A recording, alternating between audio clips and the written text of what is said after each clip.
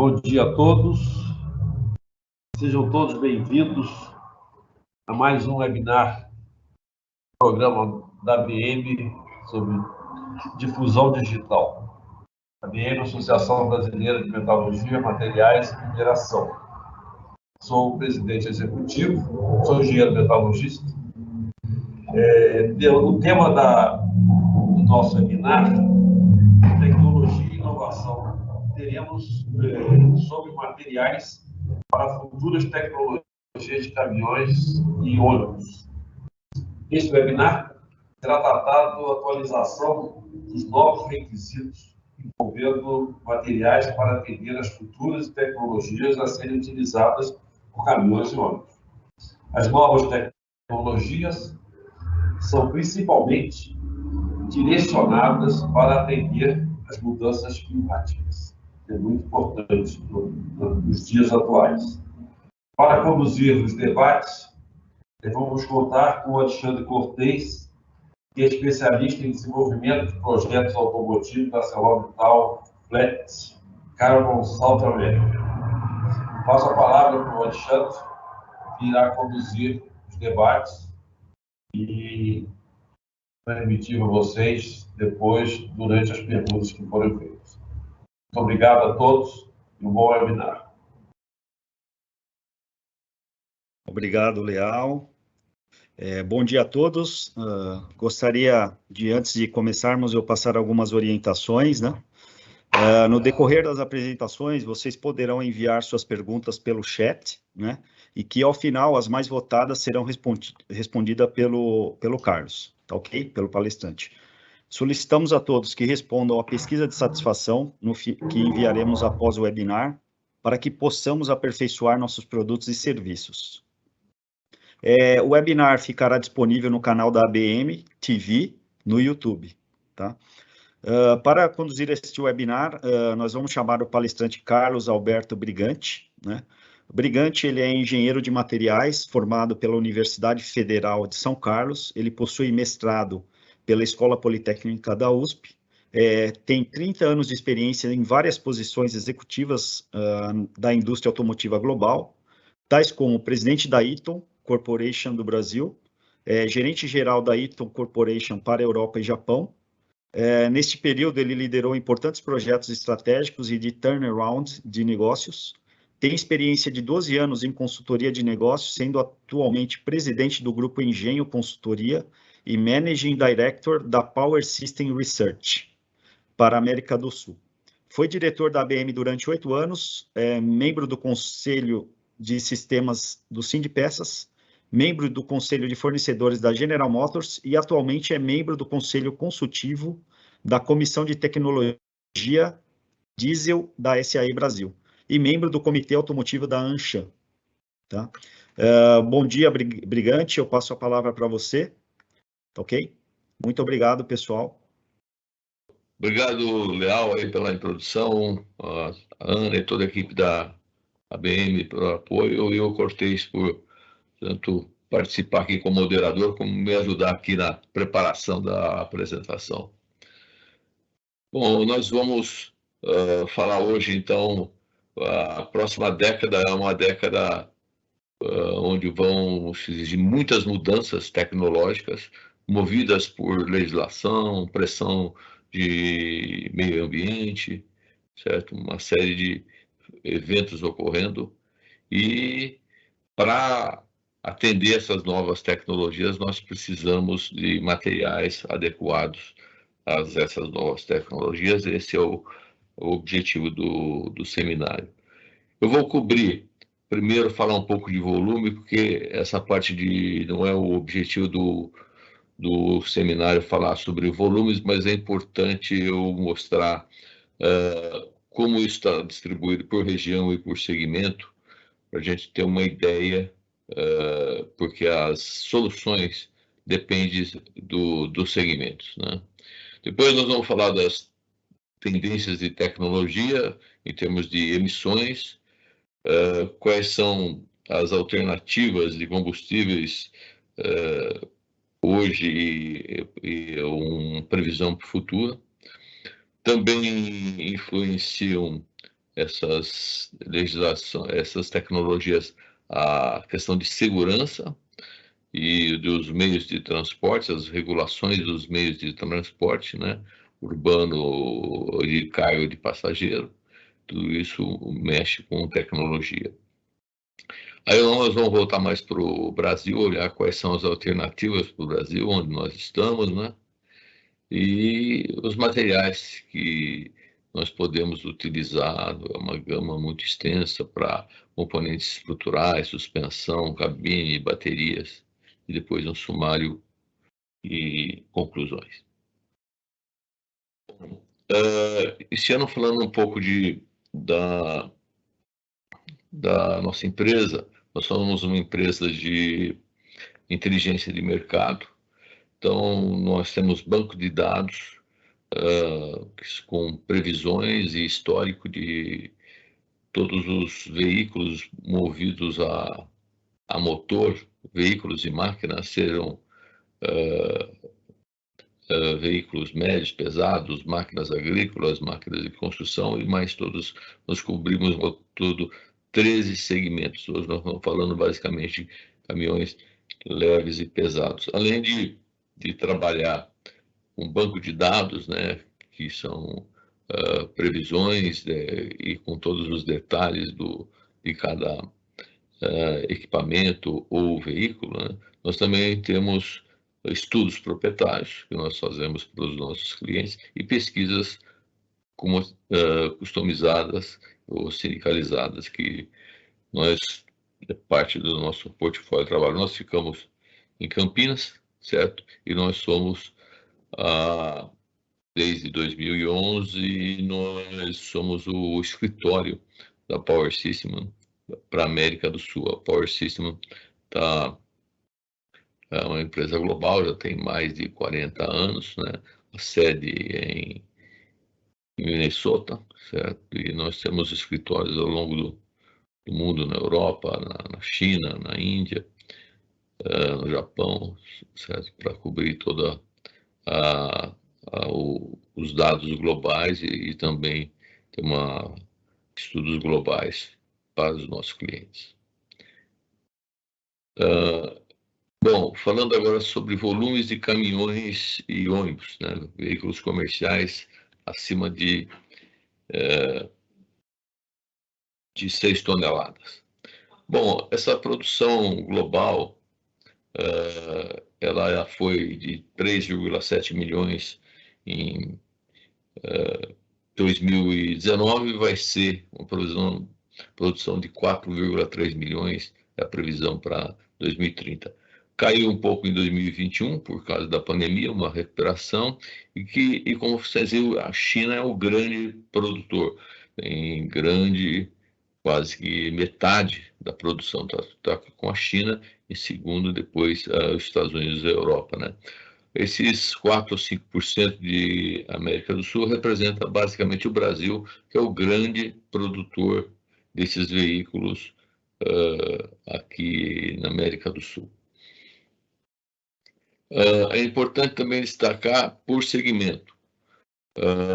Por segmento, esses mesmos volumes estão divididos principalmente em caminhões pesados, certo? Mais de 60%, se a gente somar com os semipesados, que são os envolvidos com transporte de carga rodoviária, dá mais de 70%. Então, ônibus médios e os leves, eu estou falando caminhão de 6, 7 toneladas, né?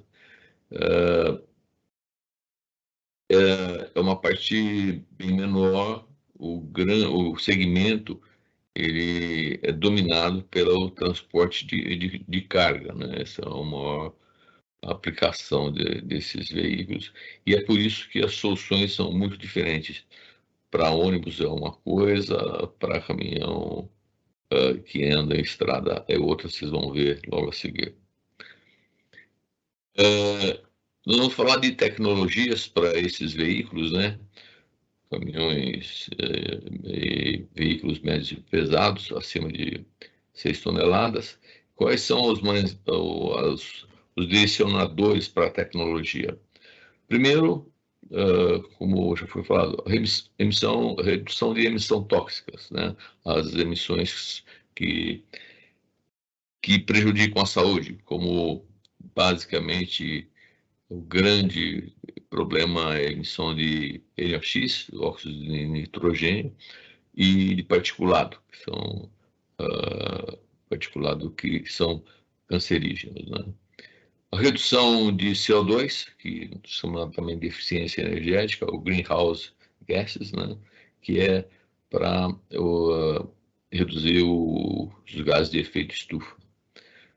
Além disso, são legislações regionais ou federais, aí as áreas metropolitanas também podem ter sua própria legislação, mais restritas até que as legislações federais, certo? Ou regionais. Nós temos depois a segurança dos veículos, que também tem cada vez mais necessárias, e os regulamentos, as regulações para transporte de mercadorias e passageiros. Ainda tem outros drivers de conectividade e veículo autônomo, que nós não vamos falar hoje, porque é um assunto já mais extenso ainda, não dá para cobrir nesse seminário. Para falar dessa tendência de introdução dessas novas tecnologias, nós precisamos sempre estar alinhados com tendências globais. Nós não podemos ter tecnologias que são aplicáveis só num local, né? Nós temos que estar alinhados com tendências globais, tanto em termos de legislação, como em termos de tecnologia, para que a gente esteja participando desse mundo globalizado. Deve ser uma tecnologia comprovada, tem que ter infraestrutura para poder instalar, certo? O maior driver para você colocar uma nova tecnologia é uma obrigatoriedade via legislação, certo? E novas tecnologias dependem normalmente de incentivos para que elas sejam introduzidas. E no final, o que vai viabilizar ou não, depois da fase de incentivos, é o custo operacional, porque se o custo operacional for maior, essa tecnologia vai ser mais cara e vai ter mais dificuldade de penetração. Começando por tecnologia de emissões, estou pegando várias regiões aqui, parte de Europa, Estados Unidos, Japão, Índia, China, Brasil, e a parte em azul escuro significa emissões tóxicas. Então, a Europa, certo, que está na frente em emissões tóxicas, ela já implantou o Euro 6, certo? E já está partindo para o Euro 7. O Euro 7 é uma emissão muito baixa de NOx, ou praticamente zero de inox, de óxido de nitrogênio e particulado, certo? Isso está se implantando agora na Europa. E na parte azul clara, é a parte de emissões de gás de efeito estufa, a emissão de CO2. Que a Europa já pôs os seus targets, né, de 15% de redução num primeiro estágio, depois aí outro estágio de 15%. Os Estados Unidos foi o primeiro a colocar limites para a emissão de CO2, e ele segue mais ou menos a Europa com legislações diferentes, mas no final na mesma situação. O Japão, a Índia e a China já implantaram as legislações tóxicas dentro do padrão Euro 6, e o Brasil vai implantar agora no Procon Rio o Euro 6 para equivalente ao que as demais regiões já implantaram. Em 2028, nós vamos dividir targets para CO2, emissão de CO2, e em 2032 nós devemos implantar, que a Europa já está implantando agora. Também, falando nas regiões metropolitanas, não vou passar por todas as regiões, mas aí é um exemplo como as regiões metropolitanas, elas têm legislação que pode avançar além das legislações regionais ou federais. Então, na China, praticamente todos os ônibus urbanos já se converteram em ônibus elétricos ou a gás, principalmente elétricos, né? Tem uma série de restrições na Califórnia que levam a zero emissões ou ônibus elétricos nas cidades. Então, vamos dizer, já agora tem uma progressiva restrição, principalmente para veículo da motor a combustão, andar em cidades, em regiões metropolitanas. No Brasil, São Paulo tem uma legislação a partir de 2028, não podem, veículos urbanos, não podem, ônibus e veículos de entrega não podem ter que ter máximo 50% ou no mínimo 50% de combustível não fóssil e com uma 80% da redução de óxido de nitrogênio e particulado, certo? E em 2038, 100%. São Paulo já tem um plano, né? E já agora se antecipar essa legislação de introduzir 1.600 ônibus elétricos por ano, certo? Trocar uma frota de 13 mil ônibus, mais ou menos. Bom, e quais são as direções, né? Para onde essas legislações vão e como isso vai nos afetar? Bom, emissão tóxica começou em 1990, certo? Na década de 90, desde o Euro 1, 2, o EPA 1, 2, 3, até para redução de emissão tóxica, certo?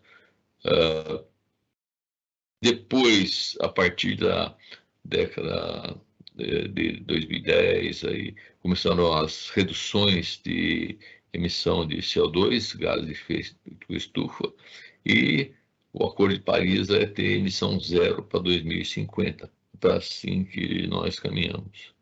Os testes antes eram aprovados em laboratório, depois aprovados em veículos e hoje são testados em serviço. Quer dizer, o veículo, além dele provar nos testes, ele tem que, em serviço, ele é verificado se ele atende à legislação. E eficiência energética, a emissão de CO2, hoje ainda é medida no tanque roda, quer dizer, o que você entra no tanque e o que sai no escapamento, basicamente, qual é a quantidade que sai do escapamento, que quanto menos CO2, mais econômico, né? Num combustível que usa hidrocarboneto, né? Isso está evoluindo para poço roda ou fonte roda, quer dizer, qual é a emissão de CO2 ao longo da cadeia. Isso muda muito o conceito, porque se, por exemplo, um veículo elétrico, ele parte de uma fonte de eletricidade que é gerada a carvão, certo? Então, o carvão emite muito CO2, isso é contado na cadeia. Então, praticamente, tirar a eletricidade de uma fonte que é gerada a partir de carvão anula o efeito de o veículo não emitir. O veículo em si não emitir, mas ele vem numa fonte de alta emissão. Então, isso vai mudar muito também as soluções, isso já está sendo modificado. O Brasil, basicamente, por ter uma matriz mais limpa, ele teria bastante vantagem com uma legislação desse tipo, certo? E os problemas globais que estão acontecendo para acelerar as mudanças. A pandemia, certo? Que criou mais com preocupações com o meio ambiente, e os conflitos geopolíticos, como a gente está vendo agora, que faz rapidamente as matrizes energéticas terem que ser mudadas para se adaptar às novas situações políticas, né, ou de conflito. Bom, dito isso, o que a gente vê como um roadmap para um powertrain para esses veículos pesados? Bom, os drivers, em termos de emissão, serão sempre, tanto nos Estados Unidos e Europa, que lideram essas legislações, da redução de emissão tóxica, principalmente de óxido de nitrogênio e particulado, certo? Estamos aí no Euro 7 e depois vem o pós-Euro 7. E para CO2, que é o GHG, 15% redução, uma nova futura redução de 15% e uma contínua redução até atingir zero de emissão, certo? Tanto na Europa como nos Estados Unidos. Quais são as opções para fazer isso? Em tecnologia, as tecnologias com combustíveis para combustão interna, o gás ele é uma opção ainda que menos eficiente que o diesel, como ciclo, né, de combustão, ele é muito menos poluente que o diesel. Então, o gás começa a ser uma alternativa interessante. Aliás, a Europa, nesse momento, ela está defendendo que o gás seja também considerado uma energia limpa, né? Porque quando a gente fala gás, nós temos o gás natural, né? E podemos ter o biogás também, que é gerado a partir de resíduos de biomassa, né? Então fecharia um circuito aí de não emissão de CO2, né? E o diesel, ele, como ele é a melhor solução para transporte de longa distância, ele deve continuar por muitos anos ainda. É difícil substituir o diesel, né? Depois tem os transportes a bateria elétrica, que tem o problema de densidade energética. As baterias, elas ainda trazem muito peso ao veículo, tem pouca densidade energética, e dá pouca autonomia para veículos de carga, né? E no final, vamos dizer, mais a longo prazo, nós temos as alternativas das células de combustível, que são a geração de veículos elétricos a partir de hidrogênio combinado com oxigênio, certo? O resultado é a eletricidade, certo? Que toca o veículo elétrico e no escapamento sai água. Então, essa seria a melhor alternativa em termos de emissões. Você não emite mais CO2 e você tem um veículo elétrico. E as fontes também, você pode obter hidrogênio, por exemplo, no circuito inverso, obter usar água para obter hidrogênio, depois você reconverte. A gente vai falar um pouco das alternativas com o Brasil. Então, um horizonte de longo prazo, daqui a 2040, nós vamos passar das transições dos combustíveis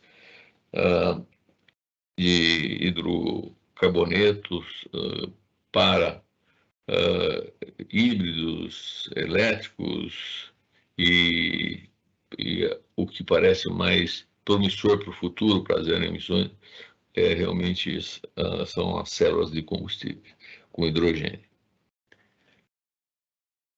No Brasil, então, na legislação do Brasil só é uma repetição, então nós temos agora o Euro 6 para entrar o ano que vem. Em termos de eficiência energética, nós temos a definição de padrões para 2027, o que a Europa já definiu em 15%, né? 2 fases de 15%, e os targets, onde os targets, implantar os targets em 2032. São Paulo já tem uma legislação para ônibus, como eu já comentei, que deve levar, então, a uma mudança da frota para ônibus elétrico. Bom, como ficam essas alternativas aí num overview global, né? Eu pus aqui 4 regiões, as principais regiões produtoras: China, Europa, Estados Unidos e Europa, né? E Brasil. Então, hoje, a China já tem mais ou menos gás natural, 8%, 5% de elétrico, né? Certo? Principalmente em ônibus, certo? Os Estados Unidos têm ainda a maioria diesel e a Europa também, o Brasil é 100% diesel. No futuro, a China, que está liderando isso, ela deve evoluir bastante em elétrico e gás natural. Os Estados Unidos um pouco menos, a Europa mais ou menos do nível dos Estados Unidos. E o Brasil, nós acreditamos que nas aplicações, o gás natural, ou não só o gás natural como o biogás, ele vai fazer parte da matriz, principalmente nas aplicações onde você tem biomassa ou gerada por lixo, certo?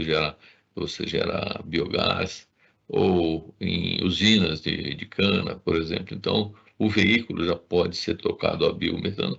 E o Brasil deve ser um grande produtor de gás.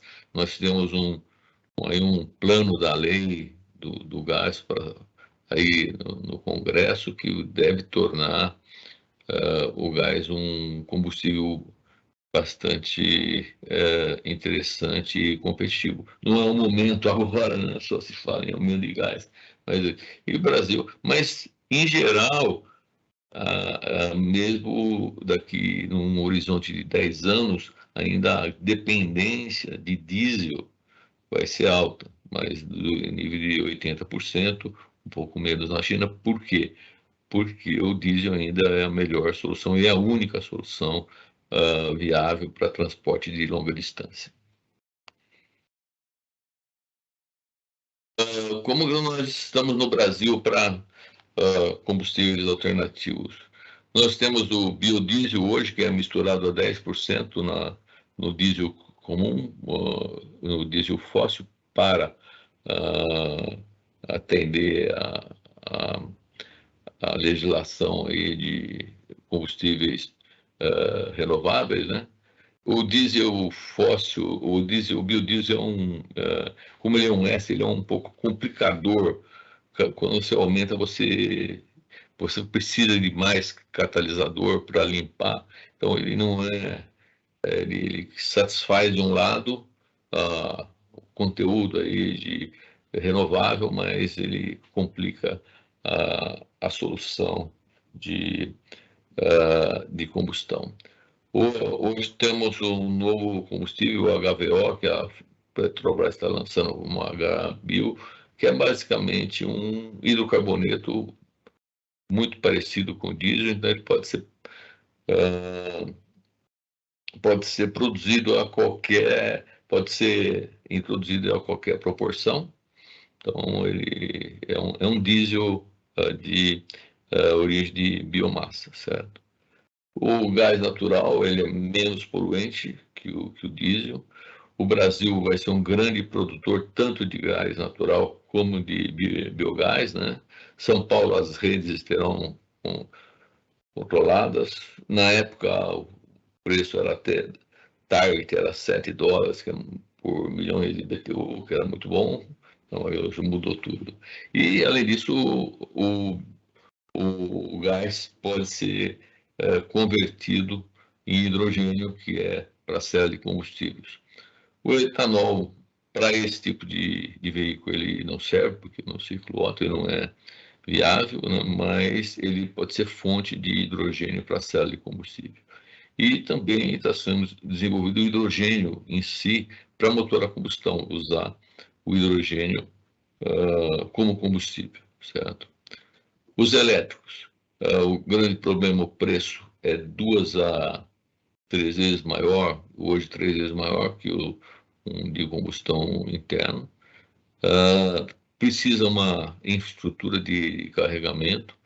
O tempo de carga e o peso das baterias tem um problema para transporte a longa distância, que você coloca muito peso para o veículo, você acaba reduzindo a capacidade de carga, então eles não são viáveis, né, nesse momento.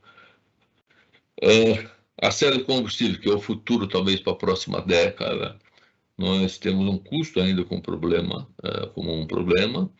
O hidrogênio pode ser obtido com gás e etanol, ou uma estrutura de gás e etanol, que você distribui, ao invés de hidrogênio, você pode ter distribuição de gás e etanol, e através disso fazer uma estação de reforma para obter hidrogênio. E então o veículo usaria hidrogênio dessas estações. O híbrido é uma tecnologia de transição para ganhar eficiência. Cada vez tem melhores concedidos, mas até agora ele só mostrou viável nessas aplicações off-road, nesses caminhões de mineração, usa muito concedido como um motor diesel, como um gerador de energia, e as rodas são motores elétricos. Né? Bom, essas são as alternativas do Brasil na parte de, vamos dizer, emissões, seja de gás tóxico, ou seja de gás de efeito estufa. Para novas legislações que vêm aí. Anti-crash, certo? Que mudar o conceito da cabine para melhorar a segurança quando existe um acidente, certo? Isso vai ser as novas plataformas têm que entrar em 2028 e as atuais plataformas em 2030. Temos a legislação de anti-intrusion a barra de proteção, né? E evita que uma colisão, o veículo entre embaixo do caminhão. Também no mesmo momento da anti-crash vai entrar essa anti-intrusion bar. Bom, essas são as legislações que vão direcionar, certo, as novas tecnologias. Além disso, nós temos alguns temas para o Brasil. Todos os OEMs estão trabalhando em energia e eficiência e propulsão alternativa. Como nós já começamos a ver, tem várias alternativas dependendo da aplicação, né? Nós temos uma estrutura de rodovia, certo? E de prática de sobrecarga, que torna a robustez resistente à fadiga um must. Então, a solução para o Brasil não é fácil, né? Porque o veículo ele tem que entrar numa estrada como a Bandeirantes e em estradas bastante complicadas. Isso afeta a resistência à fadiga e à robustez, né? Para você poder colocar todo o tratamento para evitar emissões de gases tóxicos, você aumenta o peso, é mais componente que você coloca no veículo, então é contrário à eficiência. Então, você tira peso para você precisa tirar peso para melhorar a eficiência energética, mas você precisa pôr peso para reduzir a emissão tóxica. Na parte de transporte público, nós não temos uma legislação como para transporte de mercadorias, né? Mas a tendência é que os veículos de motor dianteiro serão descontinuados, é mais para conforto, né? Também transmissões automáticas serão exigidas, ar-condicionado, né? As alternativas de propulsão, principalmente para cidades, passam principalmente por, a longo prazo, alternativa elétrica, que usa um chassi tubular com aço de alta resistência, o LN700. Então, mas isso é um direcionamento que tem que ser dado para o governo de cada região ou cada cidade, porque nós vamos ver que isso, no final, hoje fica mais caro, né? Bom, agora vamos passar para a segunda parte, quais são os materiais, né, para atender essas novas tecnologias. Então, nós precisamos de materiais para aumentar a resistência, para reduzir o peso e melhorar a resistência, e ter resistência à fadiga para permitir uma redução de espessura, que é para atender as condições brasileiras, que são muito diversificadas. O Brasil, nem tudo que vale lá no exterior com infraestrutura boa vale aqui no Brasil. Nós vamos falar principalmente de aço, compostos, baterias, e alumínio e plástico nós vamos falar muito, apesar de ser usado, mas eles são usados mais nos periféricos, não na parte... O alumínio é muito usado no powertrain, né? E o plástico mais para parte de cabine e algumas partes periféricas do veículo, né? Também com o objetivo de reduzir peso. Bom, as tendências em materiais. A gente, quando o impacto maior, certo, em termos de estrutura, é nos veículos mais leves, os caminhões mais leves. Por quê? Nesses caminhões, a carga, certo? O preço bruto total do caminhão, qualquer carga, ele já afeta qualquer quilo que você tire, você aumenta a capacidade de carga do caminhão proporcionalmente muito mais. Enquanto que no caminhão pesado, no cavalo, a carga está na carreta. Então, no caminhão pesado, tirar peso do caminhão em si é menos eficiente do que tirar peso num caminhão mais leve, certo? Então, no caminhão pesado, a gente tem que trabalhar na redução de peso, não só do cavalo, mas também da carreta. É o que está se fazendo hoje, né? Novos materiais para cavalo e carreta, né?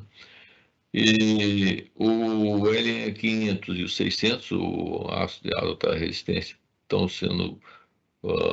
era 280, estão se tornando um padrão da indústria, né? E compósitos e esses add-on, esses periféricos de alumínio no powertrain, também para offsetar ou reduzir o impacto dos aumentos de peso pela tecnologia de emissão. Bom, aqui nós temos aqui um portfólio aqui, que nós tivemos aqui com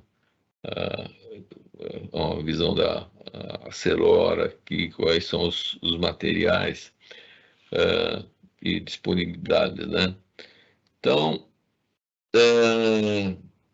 verdes são os que já estão aí disponíveis, outros que vão ser lançados.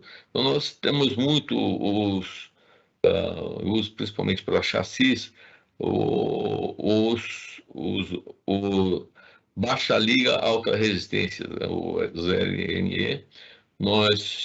Eu falei anteriormente, nós estamos na faixa de 500, 600, estávamos em 280, 380, quer dizer, praticamente duplicou a resistência para reduzir a espessura e ganhar peso.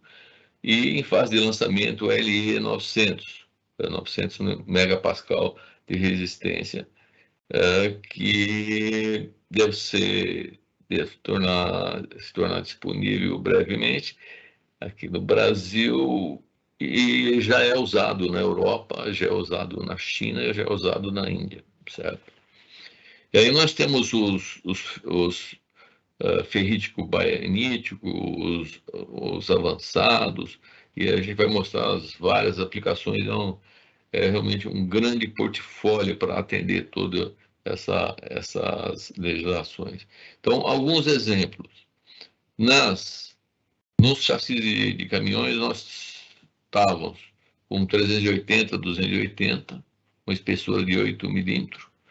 Então, você já pode passar para um 700 megapascal, a espessura vai para 6,2, dá 21% de redução de peso, certo? Já isso em caminhão combustão interna, né, convencional. Num ônibus elétrico, usa um chassi tubular, certo? Para ganhar peso, certo? Porque tem que carregar as baterias já no 700 megapascal, certo? Na cabine, tem uma miscelânea de materiais. Sobrou muito pouco. A cabine hoje é feita de aço convencional, né? Basicamente com 280 megapascal. Isso vai aumentar até chegar nos press high string material de 1.500 megapascal. Tudo isso para atender reduz peso e ao mesmo tempo aumenta a resistência para colocar a inclusão bar, e além disso você vai ter que atender ao crash test. Então toda essa portfólio de materiais estão disponíveis e vão ser usados para cabine dos caminhões. Também os ferríticos baianíticos têm aplicações também para reduzir peso em partes estruturais, certo? Com os cross members, partes de suspensão, partes mecânicas da caixa de câmbio, então, e principalmente em roda, quer dizer, um concorrente da roda de alumínio é o ferrítico baianítico de 590 megapascal, também para reduzir peso, certo? Passando um pouco, então, na parte de veículos a combustão, para eficiência energética, nós temos três principais frentes de trabalho. Uma é o próprio powertrain, quer dizer, cada vez melhorar a eficiência do powertrain. Segundo, é reduzir peso, que é o que nós vimos agora com novos materiais. E o terceiro, com aerodinâmica, que também é o design do veículo para melhorar a eficiência energética. Para os veículos elétricos, como eu disse, o problema hoje é o custo e a autonomia. Então, o desenvolvimento das baterias estão focado em redução de custo, tem que aumentar a energia, a densidade energética, o que significa diminuir o tamanho da bateria, o tamanho e o peso da bateria. Melhorar a segurança, muitas baterias têm muitos problemas de explosão, certo? E segurança. Reduzir o tempo de recarga e aumentar a autonomia. Esse é o desafio para que o veículo elétrico, o veículo comercial elétrico, não estou falando de veículo leve, se torne um veículo competitivo com um veículo a combustão. Hoje ele não é competitivo com um veículo a combustão. Algumas opções de bateria básica, padrão, que tem uma grande densidade energética, né? Todas baterias de lítio, né? Então, os íons de lítio, eles partem de um catodo aí de lítio, cobalto, óxido de líquido, cobalto, chamados LCO, e para um anodo normalmente de grafite. Os problemas aí, ela ainda tem uma estabilidade térmica problemática, e o cobalto é um custo, mas ela, vamos dizer, tem a melhor performance. Então, a partir dela, estão se desenvolvendo baterias para chegar na performance dessa base e resolver os problemas de estabilidade térmica, de rendimento, de custo. Então, tem as níquel manganês, cobalto, que o níquel manganês reduz um pouco a quantidade de cobalto, então, para o custo, né? E elas são usadas mais para estações de recarga no veículo, né? As de níquel, cobalto, alumínio, que estão mais para veículos leves, por exemplo, o Tesla usa isso, né? As de lítio e óxido de manganês, tem menos estabilidade. Estabilidade que eu falo é o seguinte: na transição dos movimentos dos íons de lítio, né, para carga e descarga, né? São mais instáveis, mas tem boa estabilidade térmica, né? E a de lítio, fosfato de ferro, ela tem baixa densidade energética, mas tem uma boa estabilidade térmica. Ela que são usadas nos ônibus aí chineses que estão aí no mercado. Nós temos no Brasil algumas opções interessantes aí para nós, que o nióbio ele pode ser usado para fazer o replacement, fazer o local do níquel e do cobalto, certo? E ele pode atuar nos dois lados, tanto do anodo, tanto do catodo, certo? O grafeno, para aumentar a densidade de energia e a durabilidade. E tem uma nova geração de baterias de níquel vindo aí que dependeria muito pouco teria só os íons de lítio e níquel-lítio, certo? Então, bateria é um constante desenvolvimento. Toda a corrida é para fazer uma bateria melhor, maior densidade energética para reduzir o peso e mais segurança, que ainda é um problema. Um fogo num ônibus, um incêndio num ônibus, a bateria pode chegar na temperatura local de 2.000 graus. É um negócio realmente difícil, bem mais complicado do que um ônibus a combustão. Então, esses são os desafios, são as opções que estão se trabalhando, grande desenvolvimento de materiais também para baterias. Depois, eu queria fazer uma Eu esqueci de dizer aqui, essa colaboração aqui de novos materiais também foi dada pela CBMM, que passou esse gente. E a Domus Nanotecnologia, agora falando em nanotecnologia, falando de grafeno, o grafeno em si não é um material para ele ser usado, mas ele vai, então, como nanotecnologia, combinado com outros materiais para auxiliar em todo esse desenvolvimento tecnológico. Para o nosso caso, que nós estamos discutindo hoje, é importante para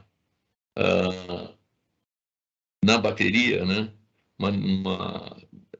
aumentar a autonomia, uma nova geração de íons de lítio que vai gerar baterias com maior durabilidade e potência, né? Tem outras utilizações do grafeno também, aí mais na parte de sensorização, que está na parte de automação, distribuição de calor, também é um problema quando você trabalha, por exemplo, com veículos elétricos, e você tem que usar a energia de frenagens, esse calor para recarga, para utilizar. Então, isso, a distribuição de calor é muito importante. Então, mas isso não é tão o tema de hoje, mas eu só estou querendo colocar também temos essa opção do grafeno em nanotecnologia para melhorar as condições combinado com outros materiais. Isso também vale para tanque de combustível, né? Se nós tivermos tanques, por exemplo, de hidrogênio, né? Então você vai usar hidrogênio líquido, a pressão é extremamente alta, nós precisamos de materiais que aguentem essa pressão. Mesma coisa no gás, para ter autonomia, tem que usar tanque de gás liquefeito, né? Também para ter autonomia. Bom, terminando aqui, sumário e conclusões, o que nós poderíamos dizer que a legislação é o mais importante driver para que puxa as tecnologias. Não tem uma única solução para atender, que cada segmento tem a sua solução, quer dizer, elétrico provavelmente vale mais para ônibus ou distância, entrega de pequenas distâncias. O diesel ainda continua para caminhões de entrega, né? Ele é ainda a melhor solução para longa distância, né? Os desafios dos elétricos são custo e autonomia, segurança também podemos dizer, né? E as aplicações são mais para os ônibus urbanos e as entrega de pequena distância dentro de cidade. O gás natural e o biogás pode ser uma tecnologia de transição boa para o Brasil, que vai ser um grande produtor, certo? Nós estamos atrasados em legislação comparado com outras regiões do mundo, certo? O hidrogênio deve ter um papel muito importante na matriz energética, seja em célula de combustível, seja como um combustível mesmo no motor a combustão interna.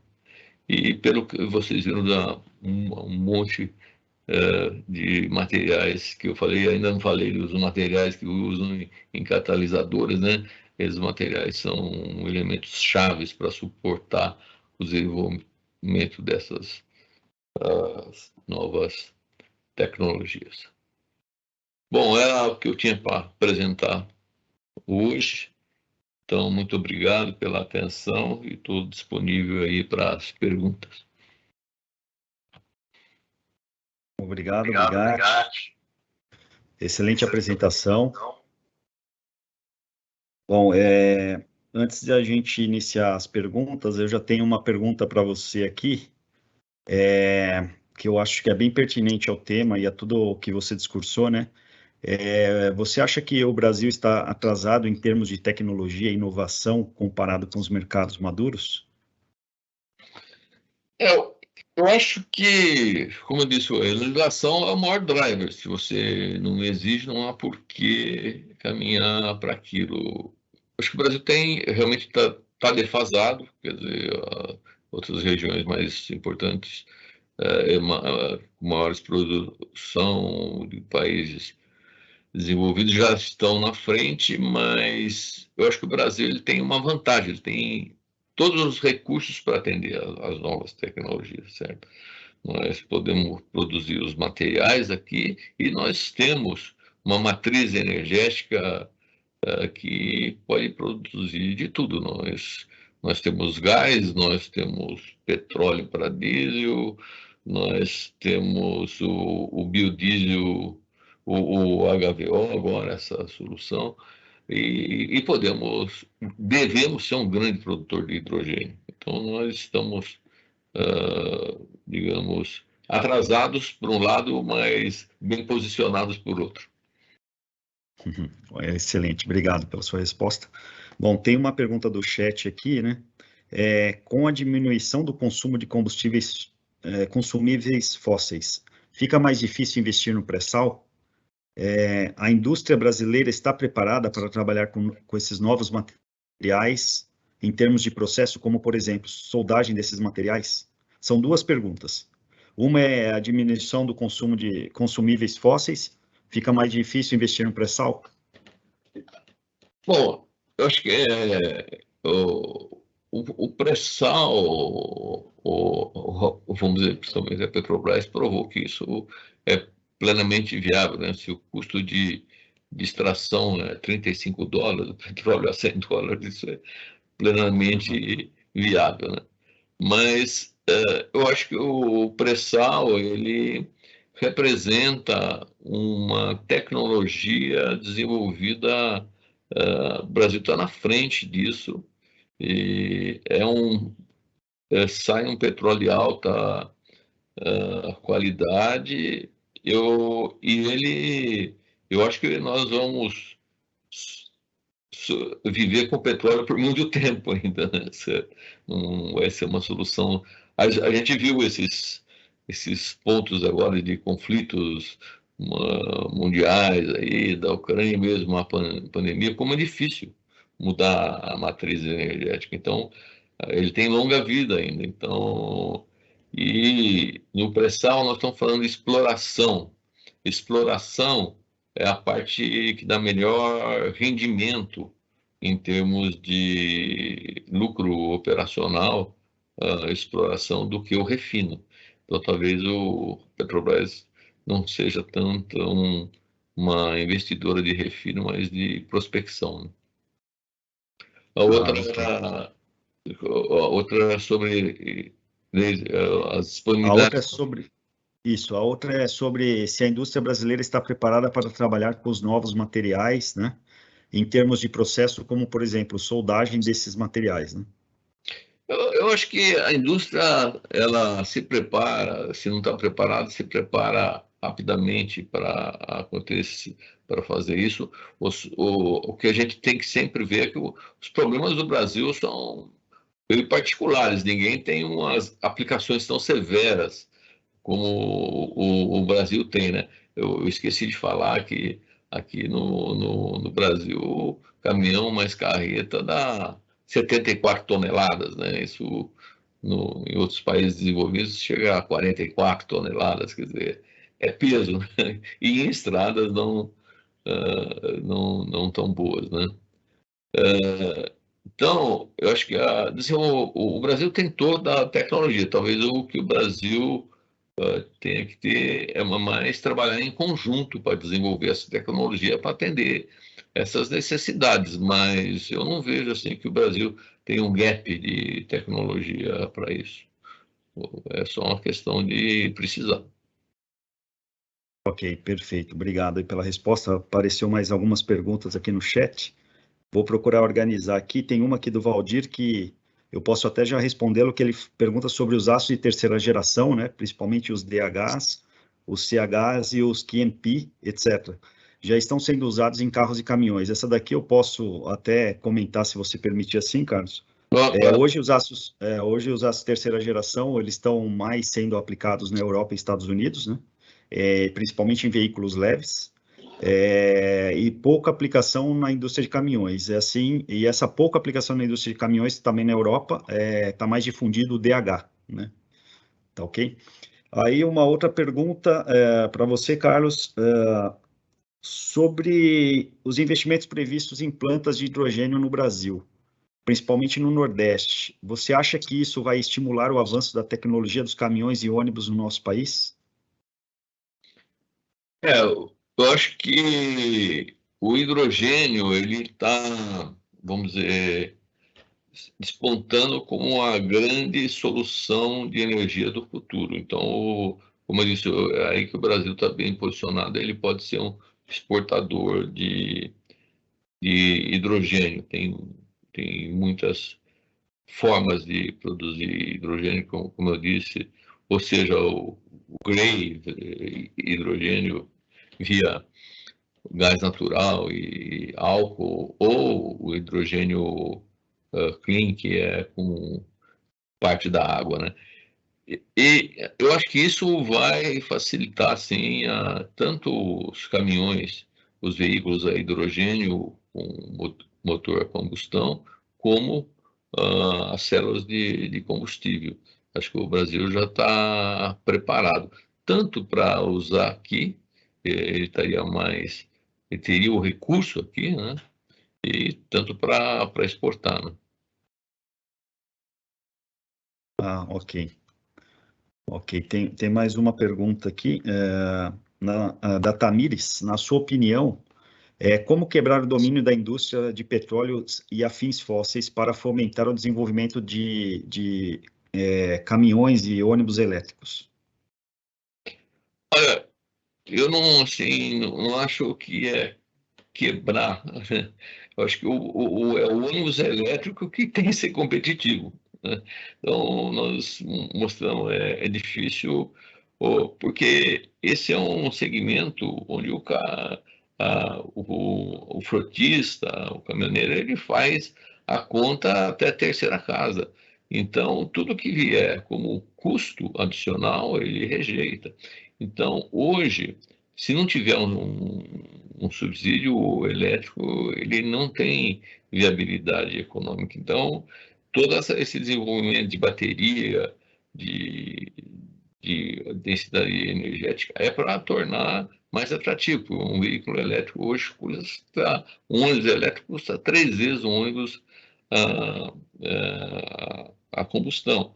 Então, essa é a grande barreira. É claro, você tem que trabalhar com redução de poluição, de emissões tóxicas, mas um Euro 6 ele emite muito pouco também, certo?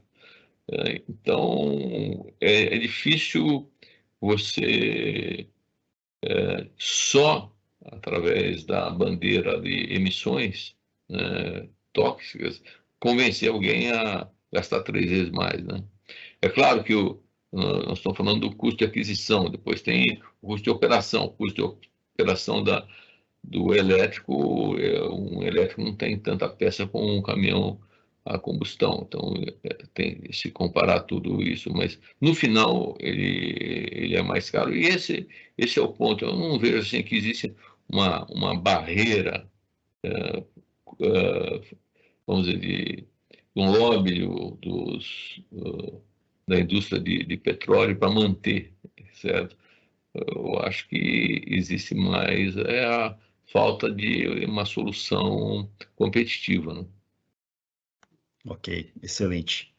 Bom, temos mais uma pergunta do Bruno aqui. O crash test já está sendo realizado no Brasil? Em caso positivo, qual é a entidade? Qual entidade está coordenando esse tipo de teste? E nos outros mercados, Europa, Estados Unidos e Ásia, né? Já tem algum órgão que coordena esses testes? Bom,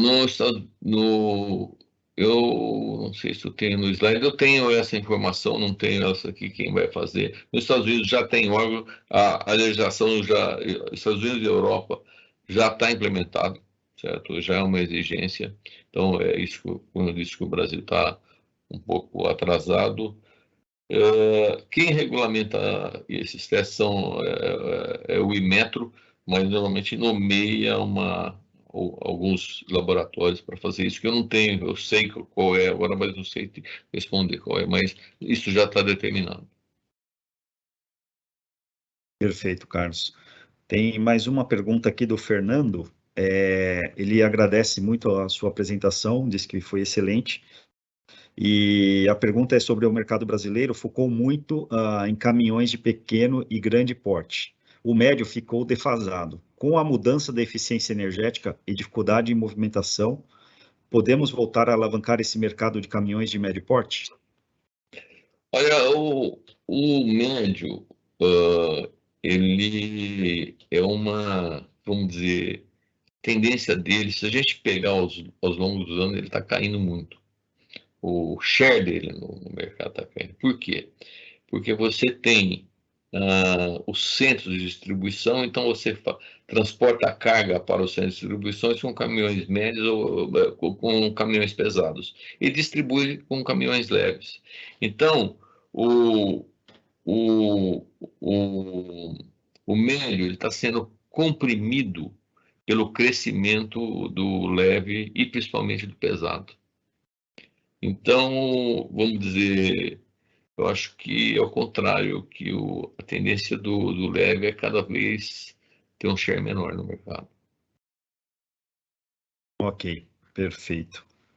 Bom, tem mais algumas perguntas aqui que eu acredito que seja pertinente à sua apresentação, né? Qual é a perspectiva em relação à renovação de frota para o Brasil? Olha, recentemente foi lançado aí vamos dizer, uma tentativa experimental de renovação de frota que não é obrigatória, né? Então, você entrega o seu veículo por um valor e tem a opção de comprar financiado aos juros baixos um veículo de maior valor e vai se reduzindo a frota. Nós temos mais ou menos uns 2,5 milhões de veículos dessas categorias e praticamente 500 mil deveriam ser renovados, são muito antigos, são mais perigosos em termos de segurança, também mais poluentes, né? Então, agora, o que saiu agora não é obrigatório, é uma opção. Na situação que está, eu vejo que, se não for uma legislação, difícil acontecer. Por quê? O próprio caminhoneiro, quer dizer, quem está com um caminhão mais velho, é o caminhoneiro que tem uma frota pequena ou tem um caminhão. Hoje, ele está sofrendo muito com o preço do diesel, certo? Então, ele vai trocar num caminhão mais novo, porém, o frete vai ser o mesmo. Então, não tem atratividade para ele, né? Então, outros programas de renovação de frota que tiveram sucesso, a China fez recentemente um em 2020, eles têm um incentivo grande para compra e é obrigatório, quer dizer, é lógico que o Brasil é uma coisa, a China é outra em termos de obrigar, né? Mas, então, o caminhão lá, ele tem, quando ele deixa de atender a legislação, tem que ser trocado, ele pode ser usado ainda por alguns anos em aplicações, por exemplo, para entregar verdura da meia-noite às 6 horas da manhã, em estradas não pavimentadas, e aí das 5 anos ele tem que sair realmente. Então, se não tiver uma obrigatoriedade, principalmente na situação que está agora, dificilmente. Eu li uma notícia que tem muitos caminhoneiros que tem frota pequena ou um caminhão único, eles estão vendendo o veículo e ficando com dinheiro, porque é difícil ele transformar em preço de frete o aumento do diesel. Certo? Não é automático, né? Quer dizer, aumentou o diesel, aumenta o frete, porque tem oferta de frete nesse segmento, então ele não consegue fica cada vez menos rentável. Então, se não for obrigatório, e ser obrigatório é uma coisa bastante, vamos dizer, não agradável assim para a população, né? Então, eu acho que esse programa ele é uma boa ideia, eu acho que precisa ser feito, mas do jeito que ele está desenhado, ele não deve caminhar, pelo menos nos próximos meses ou anos, muito rapidamente. Legal, bacana. Carlos, agora voltando para um pouco para transportes coletivos, né? Com a China e a Europa caminhando para a eletrificação desse meio de transporte. Você vê o mesmo cenário para o Brasil no médio e longo prazo? Bom, eu acho que a China, ela é um exemplo de que fez a infraestrutura, fez a tecnologia, desenvolveu a tecnologia do veículo, então eles cresceram rapidamente, eles têm o veículo e a infraestrutura. Agora, a questão do Brasil é infraestrutura e também hoje o preço do veículo é mais caro. Alguém tem que pagar essa conta, certo? Então, as baterias duram quanto? 10, 15 anos e ela é 60% do preço do veículo. Quem é que vai pagar essa conta? E o Brasil não é um país com recursos para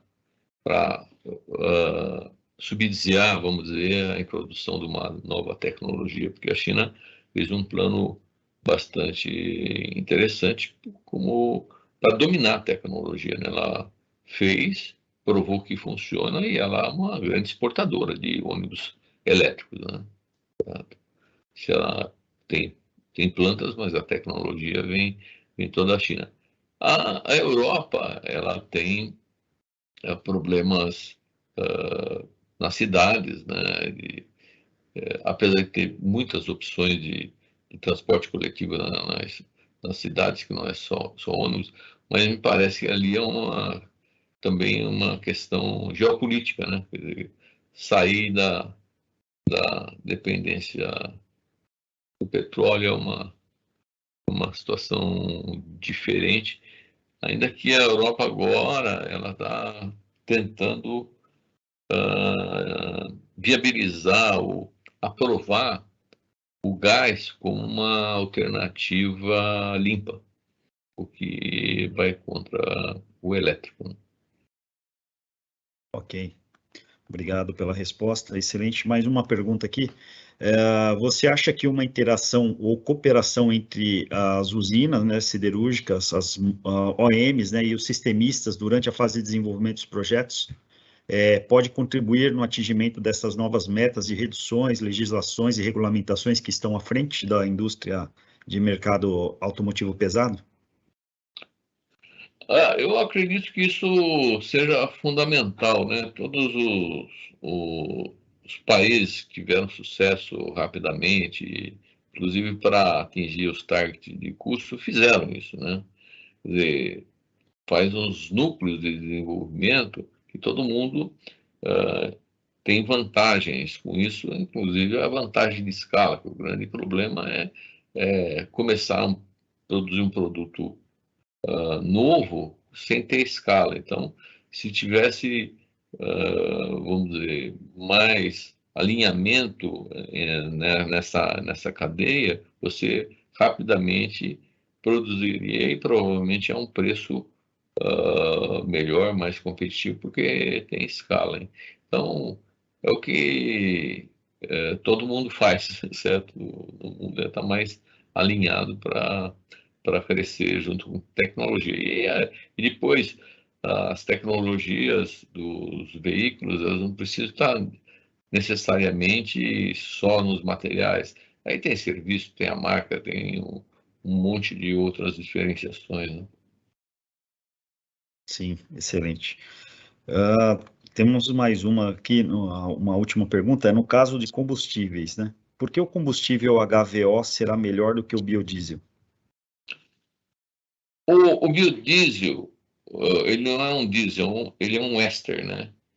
Por ser um éster, ele tem complicações à medida que ele aumenta a quantidade, você mistura no diesel, você começa a emitir mais óxido de nitrogênio. Então, aí você tem que melhorar mais, por mais catalisador, mais tratamento, né? Então, cada vez, quanto mais... Então, 10% parece um limite aí que você possa pôr. Então, hoje, por exemplo, o biodiesel chegou a bater R$ 8 o litro nos leilões, abaixou agora. Então, você vê que, no final, você encarece, no final, a solução do diesel também. O HVO, ele parte da mesma biomassa do diesel, mas ele tem uma hidrogenação. Portanto, ele se torna um hidrocarboneto. E ele é um hidrocarboneto igual ao diesel. Então, ele pode ser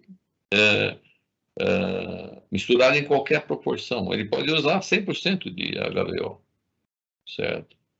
Então, é por isso que ele tem mais futuro que o biodiesel convencional, apesar que a grande parte das instalações hoje no Brasil produzem o biodiesel convencional. Ok. Obrigado, Carlos, pelas suas respostas, pela apresentação. Eu gostaria de agradecer a participação de todos aqui nesse webinar, né? E agora eu passo a palavra de encerramento para o Leal da ABM. Leal, por favor. Professor Brigante, isso aí foi uma aula, né, que você deu hoje para a gente aqui. E a complexidade do tema, né? Nós passamos por... você falou aqui de pré-sal, novos materiais, hidrogênio, né? Você mostrou preços do frete versus preço de combustível, né? Que a China está mais avançada. Então, a gente pode... Eu viajo muito por Fernão Dias, BR-040, Regis Bittencourt e Dutra. A cada 10 veículos, 8 são caminhões e 2 são automóveis. Né? Aí você anda aqui numa estrada tipo Bandeirantes, né? Claro que os padrões são diferentes, os consumos são diferentes, não é verdade? Os consumos. Aí nós pegamos, se você pegar falta de falha agora a memória, o número de estradas asfaltadas aqui no Brasil, acho que não chega a 20% do total de estradas que nós temos. Então, você mostrou uma foto aqui numa estrada, que parece que seja Bandeirantes, e uma estrada toda destacada de terra, que o transporte de agrícola, por exemplo, você falou de transporte agrícola, todo transporte é feito por caminhões. Né? E, infelizmente, eu acho que devia ser as menores distâncias deviam ser por caminhões e as grandes distâncias deviam ser ferroviárias. Mas não é. Aqui no Brasil não é. Já foi, na década de 30, nós tínhamos mais estrada de ferro do que estrada de automóveis. Obviamente que a indústria automobilística. Mas a complexidade é muito grande. E isso estimula a gente a trazer, aqui no caso da BM, trazer temas desse tipo, mais vezes temas desse tipo. Vou contar com você e com o Carlos, com o Alexandre, para a gente poder estimular esse tipo de discussões aqui dentro. Né? Porque é uma coisa fantástica. Você falou do pré-sal, a tecnologia do pré-sal foi feita por brasileiros recentes lá no Rio. Verdade? Foi feita no centro lá no Rio. Da década de 70, a quantidade de brasileiros estudando terras raras e chineses estudando terras raras era praticamente 100 vezes mais de chineses estudando terras raras. Hoje eles dominam o mercado de terras raras. A gente não faz nada. Se não fosse terras raras, nós não estaríamos nessa comunicação que nós temos agora. Então, eles vão dominando. Então, acho que falta é um planejamento, uma política, né, para nós, todo mundo, seguir essa política e fazer as transferências de tecnologias que existam. Né? Ontem, numa live com dois professores, né, o professor Vilela e o professor André Costa Silva, foi falado se paga hoje uma pessoa fazer um doutorado R$ 2.200. Quem vai largar seu trabalho para fazer doutorado para ganhar R$ 2.200? Ninguém vai fazer isso. Então, o desenvolvimento, isso tudo faz parte do conjunto da obra. Estamos falando de desenvolvimento de altíssimo nível. Né? Acho que foi mostrado aqui, trabalho que a Celulose está fazendo, a CBME. Né? Então, isso mostra que essas tecnologias têm que ser feitas. Né? Mas nós temos pessoas capazes. Né? Eu acho que nós temos um grupo de pesquisadores bastante capazes. A gente precisa, talvez, ter uma linha e uma meta para a gente poder seguir. Mas eu fiquei muito satisfeito de estar participando aqui e parabéns para você pela apresentação e pelo Alexandre. Prazer mais uma vez, Alexandre, pela sua condução das discussões que nós tivemos, as perguntas, muito ricas perguntas aqui. Agradeço a Ana e a minha equipe aqui, o Wagner, que está nos bastidores, a gente não está vendo ele aqui, mas